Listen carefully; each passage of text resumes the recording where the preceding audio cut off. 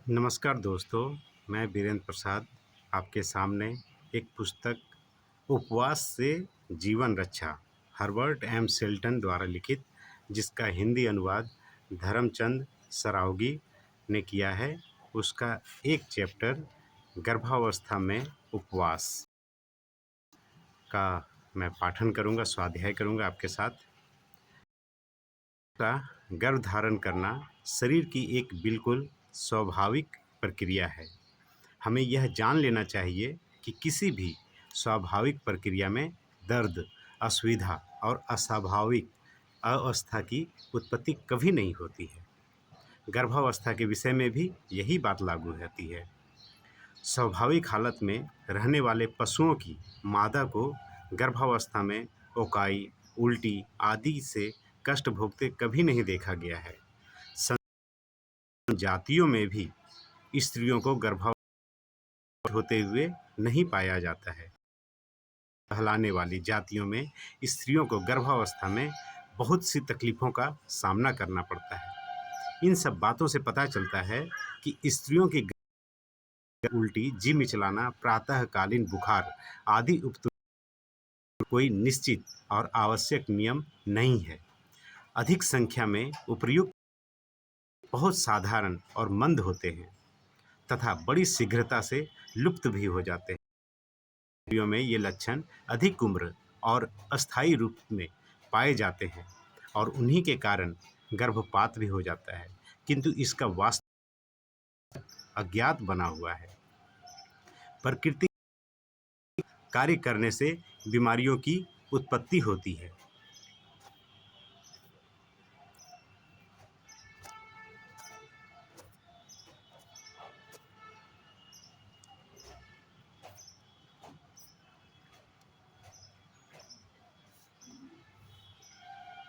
अतः गर्भावस्था के समय स्त्रियों के अंगों को बिल्कुल ठीक अवस्था में रखना आवश्यक है। शरीर के सभी कलपुर्जों को कार्य करने के योग्य बनाए रखना प्रमुख कर्तव्य होता है। इससे गर्भधारण के समय उन्हें काफ़ी हमें हर अवस्था के स्वभाव और को साथ ही साथ उसकी प्रक्रिया को भी समझना जरूरी है। आधुनिक मनुष्यों का जीवन प्रकृति से दूर हटता जा रहा है। अनेक प्रकार के दोष, दुर्गुण और विषाक्त पदार्थ इन्हीं का मनुष्यों के शरीर प्रणालियों पर विषमता और विकृति से शरीर की बनावट और शरीर की समस्त प्रणालियों में नाना प्रकार के रोग उत्पन्न हो जाते हैं। प्रकृति किसी का पक्षपात नहीं करती। प्रकृति के नियमों की अवज्ञा और उल्लंघना पर प्रकृति स्वयं मनुष्यों को दंड भी देती है। यदि किसी गर्भवती स्त्री को उल्टी, जी का मिचलाना आदि से कष्ट होता है तो उसके लिए वही दोषी है। गलत और दोषयुक्त आदतों से इन कष्टों की नींव स्वयं उसी के हाथों डाली गई है।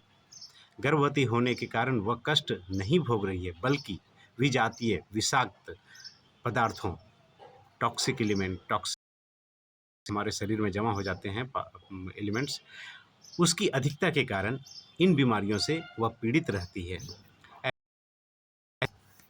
प्रयत्न करना चाहिए नैसर्गिक स्वस्थ जीवन जीने का, नेचुरल लाइफ जीने का। प्राकृतिक साधनों से स्वास्थ्य को उन्नत बनाना चाहिए। प्राकृतिक साधनों से स्वास्थ्य को उन्नत बनाना चाहिए। गर्भस्थ शिशु के लिए स्वास्थ्यकर वातावरण का निर्माण करना चाहिए तथा उसे पर्याप्त पोषक तत्व प्रदान करने चाहिए। माँ के पेट में शिशु को माता से ही खुराक मिलती है, पालन पोषण होता है। अगर माँ का रक्त तो गर्भस्थ शिशु का स्वस्थ है और स्त्रियों की गर्भावस्था सुख चैन से बीतती है। यदि स्त्री विजातीय द्रव्य पदार्थों से भरी हुई है तो उसे ऐसी स्थिति का निर्माण करना होगा जिससे गर्भ के भ्रूण को अच्छे पोषक तत्वों की प्राप्ति हो सके। उसे अपने शरीर की पूरी चाहिए, जिसमें संतान और माँ दोनों की भलाई है।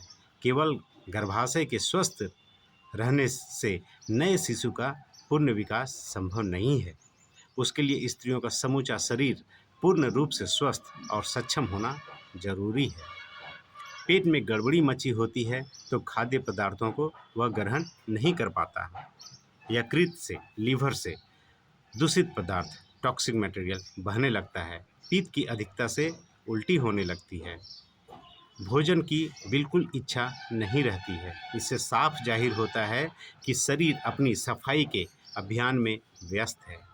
अगर हम प्रकृति के इस संकेत को अगर हम प्रकृति के इस संकेत का अर्थ न समझें और प्रकृति को इस स्वच्छता के कार्य में सहयोग ना दें तो इससे बढ़कर मूर्खता या लापरवाही और क्या हो सकती है।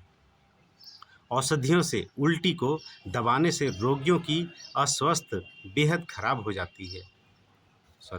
औषधियों से उल्टी को दबाने से रोगियों की अवस्था बेहद खराब हो जाती है। उल्टी का आना और जी का बार बार मिचलाना बना रह जाता है।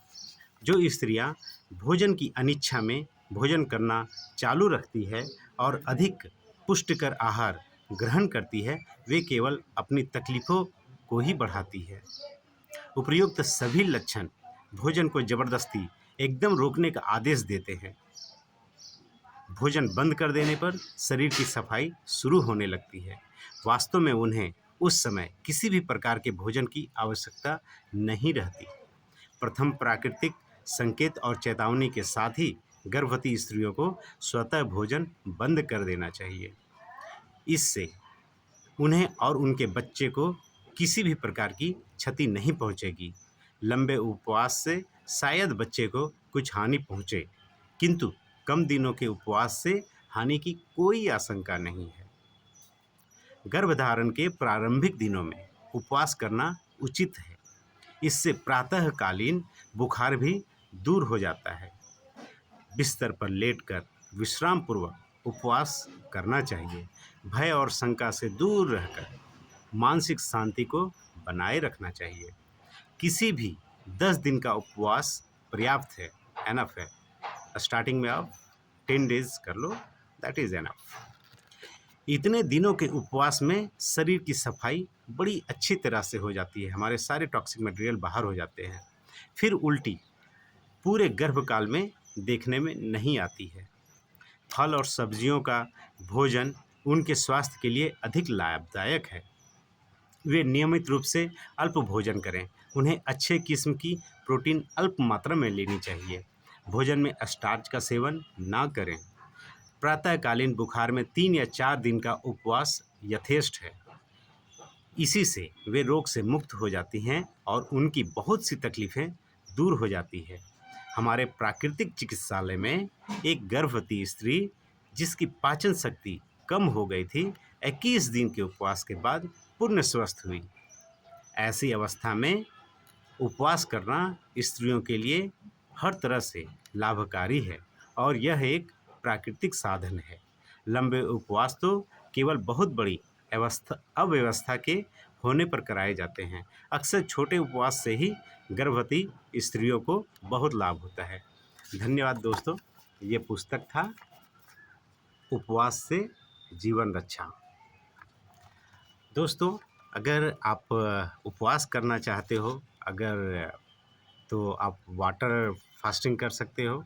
वाटर फास्टिंग क्या होता है? पूरा दिन हम केवल पानी पिएंगे। मैं निर्जला उपवास का पक्षधर नहीं हूँ, क्योंकि हमारा धरती पर भी 70% पानी है और हमारे शरीर में भी 70% खून या उसमें कुछ अंश हटा दिया जाए तो 60 to 65% हमारा पानी है। और अगर पानी से भी आपका इच्छा कर रहा है खाने का तो आप फल खाएं। फल हमारे शरीर के लिए ही बना है। मनुष्य को छोड़कर और कोई भी जानवर पका हुआ खाना नहीं खाता है। इवन मनुष्य भी लगभग 1 लाख साल पहले जब आग का खोज हुआ तब से पका हुआ खाना शुरू किया है।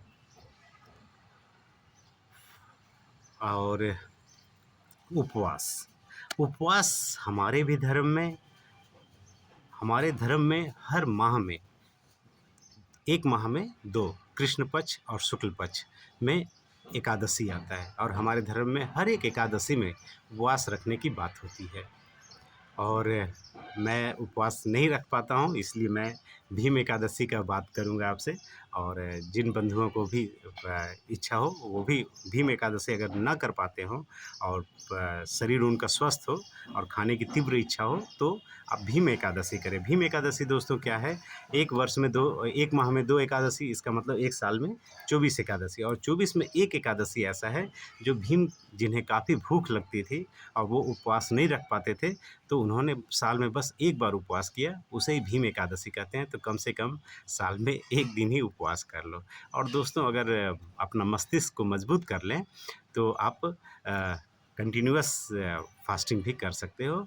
And to search breatharian in YouTube, you will find there are lot of people who are completely dependent on only breath, nothing else. पशु पौधे सब धूप ग्रहण करते हैं और हम लोग धूप से दूर हो रहे हैं, प्रकृति से दूर हो रहे हैं। तो प्रकृति के करीब आइए। Thank you. मेरी बात अच्छी लगी हो तो धन्यवाद। अगर हजम करने में असुविधा हुआ हो तो कोई बात नहीं, दोबारा सुने, तिबारा सुने और प्रयास करें स्वाध्याय करने का, इससे रिलेटेड पुस्तक पढ़ने का, ऐसे लोग जो थोड़ा फास्टिंग करते हैं उनसे बात करने का और अपना ज्ञान वृद्धि करें, जिससे कि आपका भी स्वास्थ्य सुधार हो। अगेन धन्यवाद तहे दिल से।